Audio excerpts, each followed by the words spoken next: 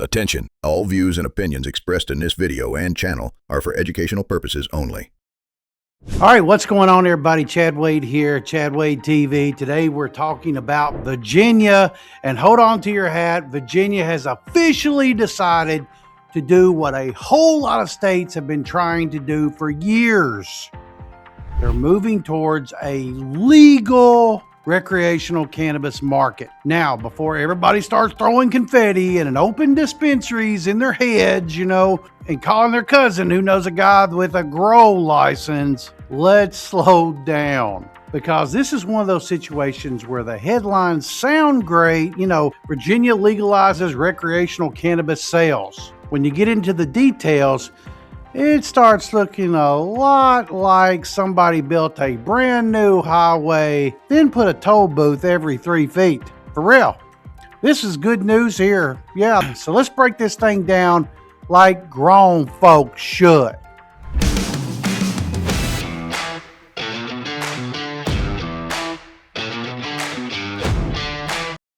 All right, Virginia lawmakers approved a state budget package that includes the framework for legal recreational marijuana sales. The deal now goes before the good Governor Abby, as I'm hearing she's called, in her desk. That part matters. This is not a go open your dispensary tomorrow morning situation. Definitely not. This still has to be signed, finalized, implemented, regulated, staffed, tested, licensed, mapped out, argued over, probably revised, argued over again, and probably discussed in about 14 different million committees where everybody gets a free muffin and nothing got decided, just like Kentucky. But the current plan is for legal adult use cannabis sales to begin in July the 1st of 27. That means Virginia adults age 21 and above could eventually buy legal recreational cannabis from regulated stores. Virginia already allows adult possession and home cultivation in certain situations. I think that's best. But for years, the state has had their weird setup where you could legally possess cannabis, but there's no real legal adult use retail market to buy it from. That's like saying you can own a fishing pole, you can own a boat, you can own a cooler, but you cannot buy fish anywhere. This is just a strange setup, in all honesty. The new deal is designed to finally create the legal marketplace that Virginia has been missing. Feeling weighed down? Choose Ultimate Gold Detox, the advanced detox drink that stimulates your body's natural cleansing process and kicks in under 60 minutes. Simply follow the easy instructions, drink, hydrate, and let it work. Available in multiple sizes and delicious flavors. For a quick, powerful cleanse you can count on, Ultimate Gold Detox. Detox made simple. Hey, there's some good news. Here's the good news. Get ready. Let's give credit where credit is due. There's been some positive things in this proposal. First, it creates an actual regulated market. And that matters because when there's no legal market, the black market does not disappear. It kind of gets stronger. Customers do not just wake up one morning and say, well, there's no legal store, so I guess I'll just become a monk. Sure they will. It's America, ladies and gentlemen. We find a way to get what we want. And if the state wants legal products, tested legal products, that is, labeled products, age-gated stuff, taxable stuff, then they have to build that system that can compete. The plan would allow up to 350 retail licenses, a hell of a lot better in Kentucky, ladies and gentlemen, with those licenses phased in over time. The state cannabis tax is expected to start at 6%, then rise to 8% by 2029. That is actually more reasonable than some states, like Kentucky, that creates a legal market. Load it down with taxes, fees, compliance costs, local taxes, and paperwork, then act shocked when customers still buy somebody else's cousin's stuff in the parking lot. You cannot make the legal product twice as expensive, twice as hard to get, and wrapped in 12 different god-awful warning labels, and then wonder why the black market is still doing business. Trust old Chad, the black market will survive. The legal market has to be competitive. This is not being pro-cannabis. This is being pro-common sense. All right, now here's the stuff you need to watch. Now here comes the part where the smoke shop owners and the hemp operators, the farmers, the distributors, the retailers need to pay very, very, very, very, very close attention. Virginia's proposal also targets what the state calls the 25-to-1 hemp loophole.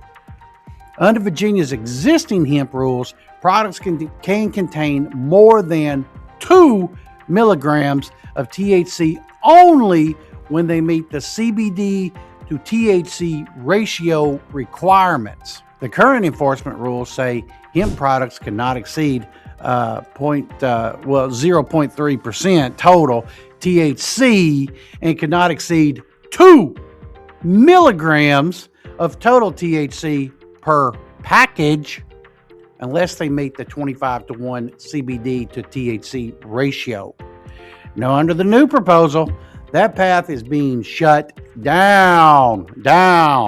And that is a very big deal for you guys over there, because for years, hemp-derived THC products gave stores a lane to fly in. But sometimes in all honesty, it was a messy lane. Sometimes it was the Wild West. You all know who I'm talking about. Sometimes it looked like somebody made product labels on Microsoft Paint at 2 a.m, but it was still a lane. Smoke shops and the hemp retailers and the wholesalers, the farmers, the manufacturers, and the small businesses built real revenue and paid real taxes around those products. Now, a lot of those joints may be looking at an August 15th, 26 deadline where products containing more than 2 milligrams of THC become totally illegal under that proposal. So let's make it simple. Virginia may be opening the door to legal adult use marijuana sales in July of 27 while shutting down a large part of the existing hemp-derived THC market in August of 26. Hey guys, that's 11 months where the hemp business would be cut off before the wreck even starts. That's the part that doesn't make sense to old Chad. You're telling small businesses, congratulations, we're creating a legal market. Then you tell them, but until that legal market opens, please enjoy starving in the hallway. Hey y'all, that ain't a transition plan. All right, that's a commercial break with no shows coming back on. It's black. Hey, let me tell you why this matters to you guys in the smoke shop. All right, for you owners watching this channel, listen carefully. This is just not a Virginia story. This is a warning story. Every state is trying to figure out what to do with hemp-derived THC, all the Delta products, the THCA products, intoxicating cannabinoid gas station products, smoke shop products, vape shop, all the gray area shit that's out there, right? That grew, and this grew faster than lawmakers could even understand it. And a lot of these states are doing the same damn thing. They want consumer safety. They say they want testing. They say they want age restrictions. They say they want responsible retail. All that sounds good, rainbows and unicorns, but then the actual policy ends up protecting only the big-time operators, the most heavily funded companies, or the people who already have access to the licensing products. Meanwhile, the small retailer gets told, hey, we appreciate you building your business for the last 5 years. Now take all that inventory down, throw it in the dumpster, and good luck, Joker. This is not how you build a healthy industry. A healthy industry gives people a path. It gives a transition period. It gives them licensing opportunities. It definitely gives them a clear compliance rules. And then most importantly, it does not shut down one industry 11 months into the replacement industry is available. That's like firing your whole staff on Monday and saying, don't worry, we'll start hiring again next summer. Here's, I think, the scary part. There's another part of this bill people need to totally understand. The proposal raises the public consumption fine. Right now, public marijuana use in Virginia is punishable by a $25 civil fine. The new proposal raises that 10 times to $250. That's a lot. Now, I'm not here telling people to smoke in public. I do not smoke in front of the schools, for God's sakes. Don't do it at the playground or in the Walmart parking lot next to a minivan full of damn kids. And please, for the love of God, do not smoke in the restaurant bathroom and then act surprised when everybody knows it was you. Listen, man, we're adults. We should know better. But going from 25 to 250 is a major jump. And this is where lawmakers need to be careful, because when you build legalization around public safety, but you enforce systems that hit low-income people the hardest, you can accidentally recreate the same problem legalization was supposed to fix. You cannot say we're reducing criminalization and then turn around and create a bunch of new financial penalties that hammer people who are already struggling. All right, that needs to be watched closely.